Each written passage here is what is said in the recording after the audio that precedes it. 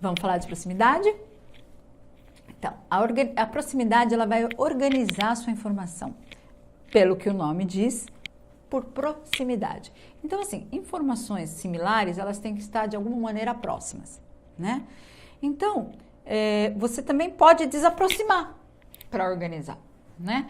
Então, quando a gente mostrou o convite, que, por exemplo, o nome dos noivos está aqui, ou do aniversariante aqui você tem todos os dados, né? E aqui em cima a data, isso é uma organização por proximidade, por distanciamento, na verdade, é uma organização por distanciamento, né? Chama proximidade, mas você pode trabalhar o distanciamento. Então, você tem o nome dele grande, e aí, próximo ao nome, você tem duas informações, uma em cima e uma embaixo, e elas estão distantes uma da outra. Você pode ter logo abaixo, que é um modelo mais tradicional, você pode ter embutido dentro do texto, tá? O que importa é que elementos similares ou informações similares estejam aproximadas, tá? Por quê? Porque ela evita espalhar objetos na página. Então, sabe aquela página de convite que tem um monte de coisa espalhada? Assim, que você não sabe de onde é o quê? E, gente, é muito importante vocês pensarem que espalhado não quer dizer que tem que estar tudo muvucado, tudo muito perto, tudo muito agarrado. Não, você pode ter elementos separados, tá? Mas as informações constantes naquele elemento tem que ser informações próximas. Então, quando eu falo que eu tenho um nome no meio grande e eu tenho lá em cima meio convite em branco, lá em cima a data, meio convite em branco para baixo, e aqui as informações, eu não preciso colar uma coisa na outra, né? Esse distanciamento pode haver, desde que as informações constantes nesses blocos separados sejam informações próximas, né? Posso ter o nome dos pais, posso ter a data, eu posso ter, se é um batizado, eu posso ter o nome do bebê, eu posso ter o nome dos padrinhos, né? Essas informações, o nome do bebê tem que ser uma coisa, o nome dos padrinhos tem que estar próximos, de maneira que seja uma outra coisa. Aí, todas as outras informações mais abaixo, o nome dos pais tem que estar próximos, não precisam estar próximos com o nome do bebê nem com o dos padrinhos, mas o nome dos pais entre si precisam estar próximos, certo? Precisa haver proximidade de elementos similares ou de informações semelhantes, porque isso, além de tudo, traz hierarquia, isso, além de tudo, traz organização, isso traz alinhamento, isso traz contraste, né? Todos esses elementos têm que ser pensados de maneira única. Eu não posso pensar em um elemento e não pensar no resto. Eu posso, muitas vezes, ter 3 e não ter um quarto, mas eu não posso pensar em um só, certo? Porque senão, o resto dos elementos... Nossa, Paty, mas como é difícil. Não é simples. Quer dizer, é simples, mas não é fácil. No começo, a gente faz tudo isso de maneira muito racional. A gente faz tudo isso muito conversando, muito olhando. Muitas vezes, o que eu fazia? Eu tinha aqui o computador, tá aqui meu computador. Aí eu tô aqui trabalhando. Tá. Aí eu faço o quê? Eu levanto e vou lá atrás. Aí eu olho se meus elementos estão próximos, se ele está alinhado. Já teve vezes de eu atravessar o estúdio. Quase 5 metros de distância, assim, e olhar. Sabe aquele desenho do Pica-Pau que o cara fazia assim, né, tal? É mais ou menos isso que a gente faz, entendeu? A gente olha de longe, porque quando você olha de longe, se você trabalha sozinho e não tem ninguém, que nem eu, muitas vezes não dá tempo do Henrique chegar em casa e eu pedir para ele ver, né? Marido, não dá, né? Então o que eu faço? O Telzinho ainda não sabe, então assim, eu pego, levanto e eu mesmo olho. E eu dou aquela olhada. Aí, mas eu não sei ainda os 4 pilares. Tudo bem, gente, você não precisa saber. Você pode anotar tudo isso, você pode deixar do lado do seu computador. Eu falo sempre que post-it também é vida, né? Eu tenho vários. Eu tinha um problema sério com bom e mal, bem e bom e mal, sabe aquela história toda? E eu vivia trocando, né? E um dia uma amiga me chamou em box e falou, Paty, é fácil, né? Mal com L, mal com U, me explicou, eu anotei. E agora está colado do lado do post-it, né? Eu também tenho problema com direita e esquerda, então às vezes eu tenho que ficar pensando. Isso, gente, é absolutamente normal na vida da gente. A gente tem que racionalizar, a gente tem que pensar. Ninguém é perfeito, ninguém. Ninguém nasce sabendo, ninguém é perfeito. Se eu tenho uma habilidade maior para uma coisa, é porque eu estudei mais ou porque eu tenho um dom maior para aquilo. Mas isso não quer dizer que eu não ralei para chegar, né? Eu não tive muito erro, eu não tive muito tropeço. Então é muito importante vocês terem isso em mente. Não tem problema errar, não tem. Não tem problema voltar atrás. Não tem problema pegar um trabalho seu e ele não passar no teste da gaveta. Vocês sabem o que é o teste da gaveta? Provavelmente não. Então eu vou explicar qual que é o teste da gaveta. Eu sempre brinco que um designer, ele nunca pode passar no teste da gaveta dele, tá? O designer. O que é o teste da gaveta? Você fez um trabalho e você gostou demais desse trabalho, né? Eu gostei muito disso aqui, eu achei que ficou muito bonito isso aqui. Gostei mesmo, gostei. Aí eu pego esse convite e eu vou guardar esse convite no meu portfólio. Ele vai para o meu portfólio, ele vai para uma gaveta, né? Então, uma gaveta, uma estante, enfim, eu falo que vai para a gaveta. E ele fica lá. Um dia eu estou olhando meu portfólio, né? Ele não precisa nem ser físico, tá, gente? Ele pode ser uma foto que você guardou do seu trabalho, ele pode estar no Instagram. Eu mesmo no meu Instagram, eu tenho fotos que dá vontade de apagar. E eu não apago porque faz parte da minha história, né?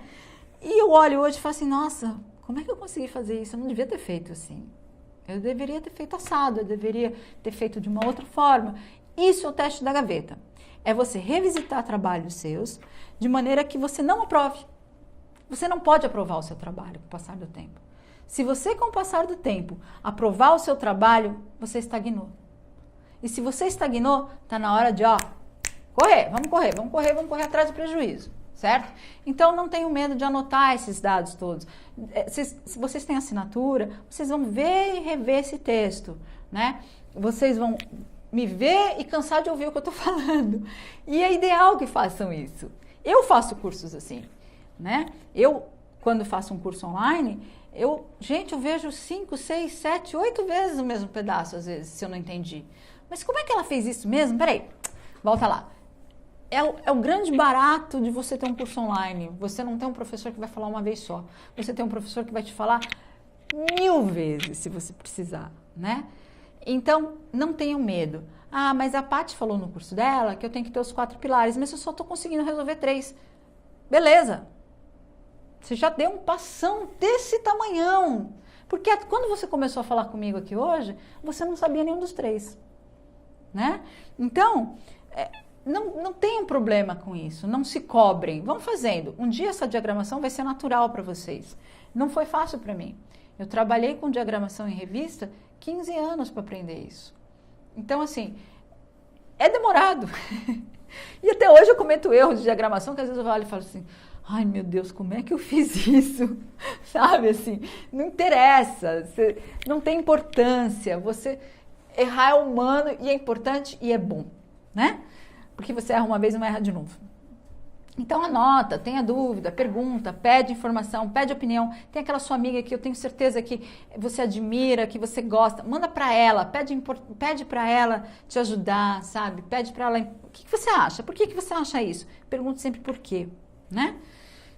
Então, é muito legal quando você começa a trabalhar e aí você começa a perceber, né? Então, a questão da proximidade. Nesse convite, por exemplo, que eu estou mostrando agora, ele é um convite muito legal, porque ele tem várias informações e ele está bem solto, tá vendo? Ele aproxima as informações, ele hierarquiza a informação, mas você não tem um pedaço perto do outro, você não tem um pedacinho colado no outro, certo?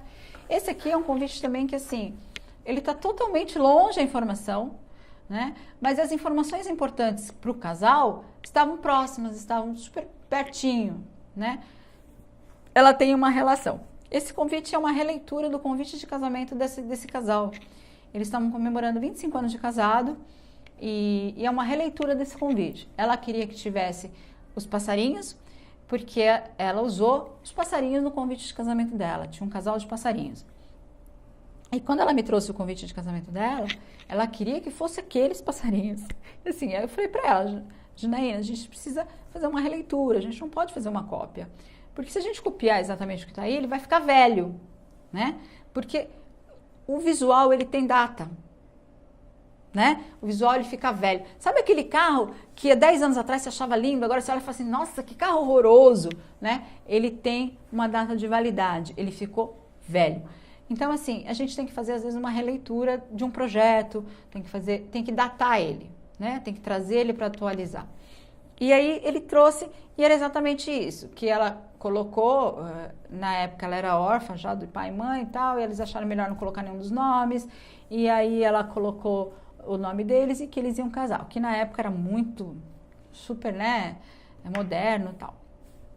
E aí ela colocou dessa forma, e ela queria que tivesse os passarinhos, no começo ela queria que tivesse 4 passarinhos, porque ela tem 2 filhos. Eu falei, gente, não pode pôr só 2 coraçõezinhos? Ah, pode, aí colocamos, tal, porque eu falei, olha, o importante é o casal, né? Mesmo que vocês vão fazer 25 anos, vocês têm 2 filhos, tal, mas o importante é o casal, é a renovação desse voto, desse matrimônio. A frase que ela usou é a frase do casamento dela atualizada. Então, assim, contém elementos da frase do casamento, que ela usou na frase do casamento, e ela escreveu esse texto junto com ele para esses 25 anos de casado. Então, o que eu fiz? Eu trabalhei toda essa primeira parte de informação em um bloco superior. Eu separei com um desenho grande que ela pediu, que fosse grande, que queria que fosse em vermelho. Tudo isso é super encomenda dela, tá? E aí eu coloquei, por último, os dados do casamento, os dados do almoço, onde ia ser e tal. Ou seja, eu trabalhei a proximidade para cima e soltei e coloquei lá embaixo o que não era tão importante para eles quanto a frase, quanto a renovação dos votos, quanto o nome, quanto o desenho dos passarinhos, né? Independente de se eu gostei ou não do desenho, independente se é bonito ou não, para eles era importante, né? Esses dias atrás eu brinquei com a minha sobrinha, porque meu filho o pequenininho queria ver Peppa e ela achava que ele não tinha que ver Peppa, que ele tinha que ver Galinha Pintadinha. Aí eu falei, poxa, Rebeca, você parece aquela pessoa que dá presente para o outro, sendo que ela gosta do presente e o outro não, né? O presenteado não. O convite é assim, a gente tem que fazer o nosso melhor, tá? A gente tem que propor o melhor trabalho, a gente tem que fazer com que o cliente compre a nossa ideia, o nosso conceito, mas é dentro do que o cliente gosta. A gente não pode, de jeito nenhum, forçar o nosso visual, forçar o nosso gosto pessoal em cima do cliente. Poxa, mas eu não gostei desse trabalho. Não assina, sabe? Não põe no portfólio. Porque, gente, pelo amor de Deus, convite não se assina.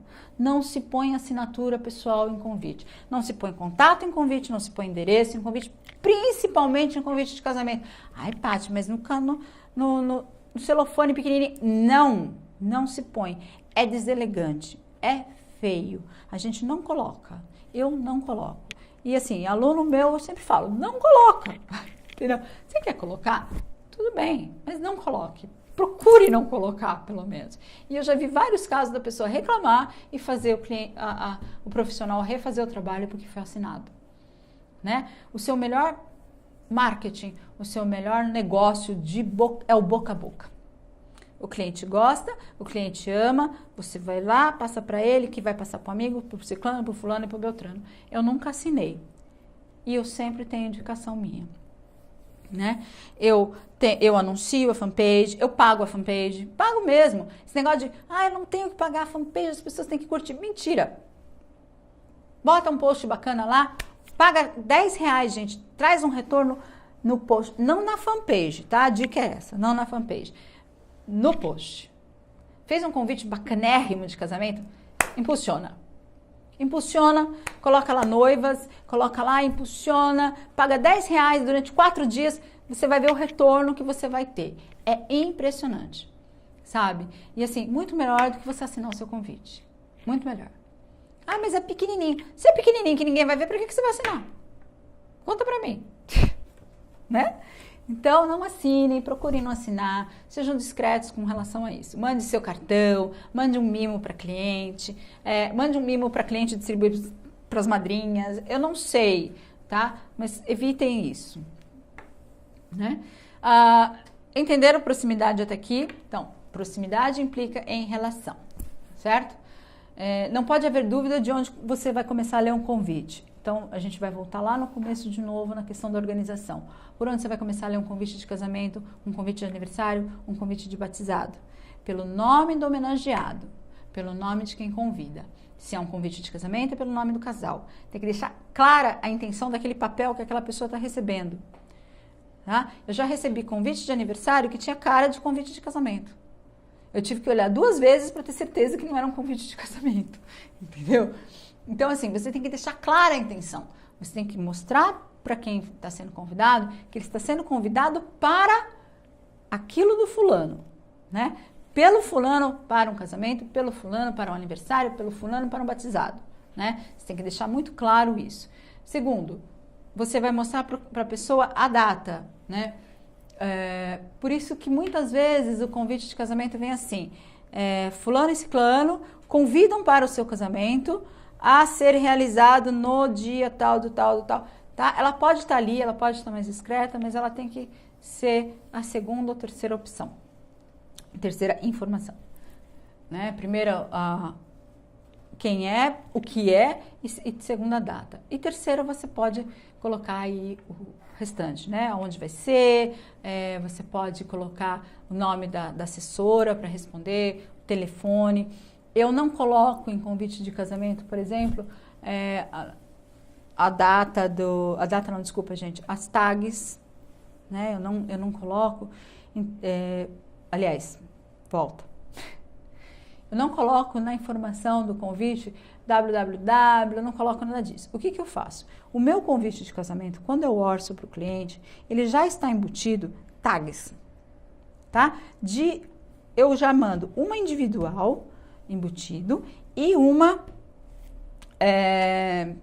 tag com local para ele responder, né? RSVP ou para ele ou onde ele vai comprar o presente, que eu chamo de tag de site de presente, né? Então, assim, eu já embuto isso no valor.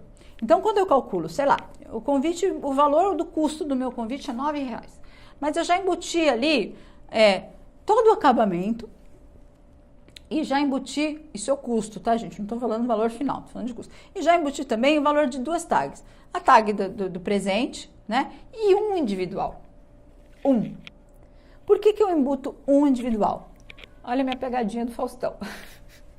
Eu ponho um individual porque dificilmente a pessoa vai convidar só mais uma pessoa além do convite, tá? Ela vai convidar uma pessoa e mais algumas. Então, ela vai ter que comprar de mim mais tags individuais.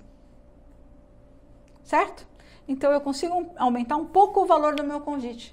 Eu consigo aumentar um pouco o meu lucro. Então, assim, às vezes poxa, mas eu vendi...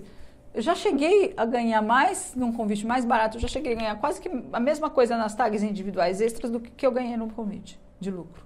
Porque tag individual você põe várias numa folha e imprime, o custo é menor e a pessoa vai comprar isso de mim, né? Mesmo que eu cobre lá 50 centavos, R$1, ela vai comprar isso de mim, extra. Então eu dou uma, porque essa uma já está embutida no valor, ela ganhou essa e ela vai se sentir feliz e vai comprar o resto de mim. Né? Uma outra dica interessante de convite, que eu gosto muito de dar, que a gente não dá nada, né? A gente cobra tudo, a coisa do celofane. Então, ele vai embalado 1 a 1 no celofane, né? Então, eu dou toda a embalagem, eu dou tudo certinho. Eu não estou dando nada, gente. Ninguém dá nada nesse meio. Você cobra por tudo, né? Você coloca o seu custo e o cliente fica feliz porque ele recebeu um material bem acabado, certo? Então, quando você vai trabalhar, você precisa editar isso, depois você edita, joga para lá ou para frente ou para trás, porque eu vou me perdendo, tá? Então, na proximidade implica em relação, né?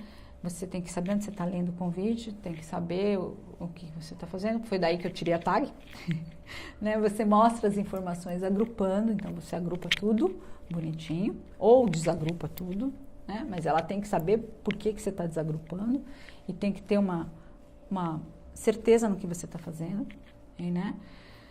E você vai trabalhar sempre blocadinho. Eu acho que o melhor jeito de você organizar o seu trabalho é trabalhando blocadinho, né? Você cria linhas visuais invisíveis e bloca as suas informações. Evita aquelas... Outra coisa, crie linhas, sabe, em volta. Então, eu trabalho sempre no centro do convite. Eu deixo muita área em volta, porque é muito feio o convite chegando até as pontas do convite. Aí você vai cortar na Camel, ele quase que corta a informação, sabe? Isso é muito feio, gente. É muito, muito, muito feio. Certo?